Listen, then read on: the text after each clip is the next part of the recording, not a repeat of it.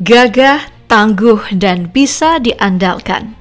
Itulah 3 aspek yang bisa menggambarkan PT PAL Indonesia sebagai Trisula Poseidon Indonesia dalam membangun alutsista angkatan laut. Dalam sejarahnya, PT PAL bahkan mengungguli banyak perusahaan di negara tetangga karena produknya telah mendunia, di mana sudah banyak alutsista laut negara kita yang dibeli negara lain. Makanya wajar saja jika Panglima Angkatan Bersenjata Malaysia kagum dengan senjata dan alutsista buatan Indonesia. Sebab jika ingin dibandingkan, Indonesia memang masih jauh ketimbang Malaysia dalam pembuatan alutsista yang digunakan Angkatan Laut. Mari kita mulai dengan membandingkan kapal perang yang digunakan oleh kedua negara. Di sini kita punya jenis fregat yang merupakan kapal perang yang berfokus pada kelincahan dan daya serang menengah. Untuk fregat Indonesia, kita memiliki Marta Dinata Class. Kapal perang ini diciptakan oleh PT PAL sejak tahun 2014 kemarin atas kerjasama dengan Belanda. Kapal ini memiliki spek sebagai kapal misi serbaguna untuk penaklukan pesawat tempur dan juga penaklukan kapal selam. Dengan berbekal mesin diesel canggih, fregat ini mampu mencapai kecepatan 28 knot atau 52 km per jam. Daya jelajahnya mencapai 9.300 km dan mampu mengarungi lautan selama 20 hari penuh. Nah, untuk menjalani misi, Marta Dinata Class menggunakan radar dan juga senjata mumpuni. Radar yang digunakan adalah Smarts Mk2 pabrikan Belanda yang punya jarak efektif mencapai 250 km. Saat beroperasi sempurna, radar ini bahkan bisa mendeteksi jet tempur di radius 200 km dan misil siluman di radius 50 km. Persoalan senjata jangan ditanya lagi karena sudah super lengkap. Mulai dari senjata mesin kaliber tinggi, seperti 1 unit oto Melara Super Rapid 76 mm yang punya jarak tembak 16 km dengan kecepatan tembak 85 putaran per menit.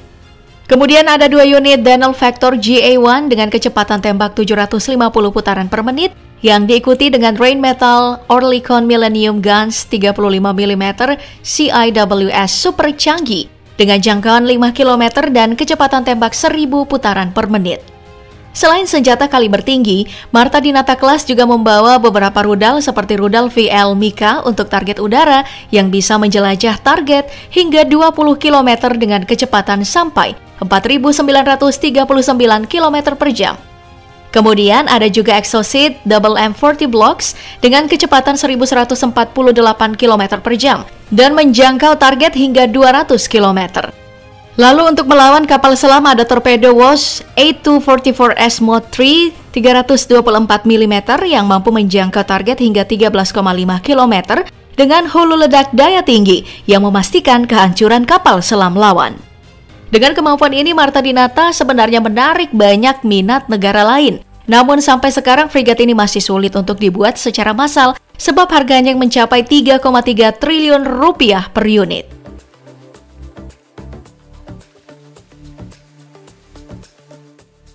Sedangkan Malaysia punya Maharaja Lela Class yang dibuat oleh Bauxite Heavy Industries milik swasta. Dari segi tujuan pembuatan, fregat ini punya misi yang sama dengan Marta Dinata Class. Makanya, kemampuan dari keduanya hampir mirip.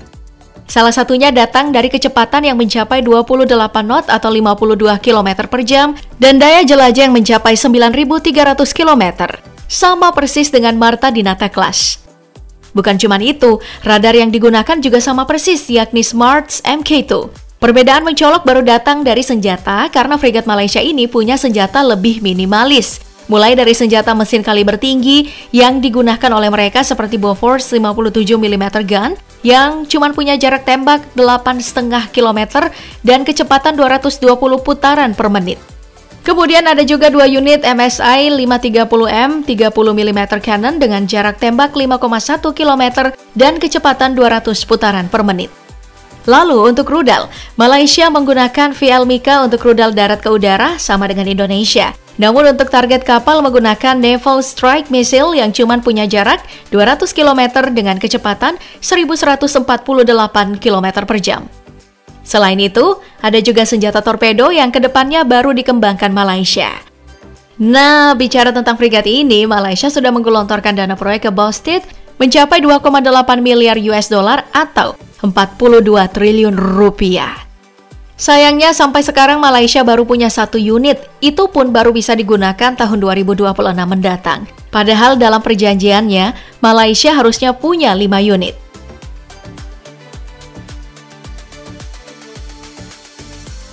Sebagai negara yang memiliki batas laut sangat luas, Indonesia dan Malaysia tentu telah menyiapkan kapal patroli untuk melindungi teritorial masing-masing negara. Bahkan, kapal patroli kita pernah bersitegang dengan Malaysia saat tentara negeri jiran tidak terima nelayan mereka ditangkap, padahal telah melakukan illegal fishing. Makanya melihat sikap tak patut dari Malaysia ini, kapal patroli kita jelas harus lebih kuat. Untuk Indonesia sendiri, sudah ada berbagai macam kapal patroli yang telah dibuat. Mulai dari Viper Class, Tarihu Class, Boa Class, Cobra Class, Bawean Class, Kudungga Class, Biraeon Class, Karakelang Class, KMC Komando, dan FPB 57 yang telah dibeli oleh Nigeria. Dari semua kapal patroli yang telah dibuat, Dorang Class jadi yang paling mutakhir. Kapal patroli ini baru dibuat Indonesia di tahun 2020 silam dan digunakan sejak tahun 2022. Dari 7 kapal yang dipesan ke PT PAL, sudah ada 6 kapal yang berlayar. Inilah keunggulannya jika menggunakan perusahaan milik pemerintah, pengerjaannya bisa secepat kilat. Dari segi kemampuan, Dorang Class dibekali mesin yang mampu mencapai kecepatan 24 knot atau 44 km per jam dan mampu bertahan 8 hari. Kecepatan ini sudah mumpuni untuk menangani kapal ilegal, bahkan untuk melakukan tindakan tegas. Dorang Class dibekali 2 senjata mesin kaliber tinggi, yaitu Bofors 40 mm dan 12,7 mm mesin gun.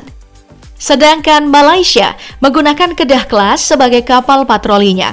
Secara kemampuan, Kedah Class lumayan hebat. Sebagai kapal patroli yang menjaga perbatasan, kapal ini mampu berlayar di kecepatan 24 knot atau 44 km per jam dengan daya jelajah mencapai 11.200 km dan ketahanan berlayar 21 hari non-stop. Dengan kemampuan ini, Kedah Class bisa menjelajahi Laut Malaysia dengan sekali berlayar.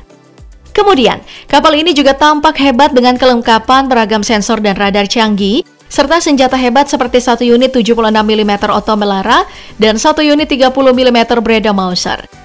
Gilanya lagi, kapal patroli ini juga bisa mengangkut helikopter layaknya Super Lynx 300 yang bisa dijadikan alat transportasi serbaguna. Secara kemampuan, kapal patroli ini memang tergolong elit, namun sayangnya dibuat oleh perusahaan swasta yaitu Bauxite Heavy Industries. Perusahaan ini dengan jelas mengecewakan Malaysia. Dari 27 kapal yang dipesan, cuma 6 yang berhasil berlayar dan 21 lainnya malah di-cancel.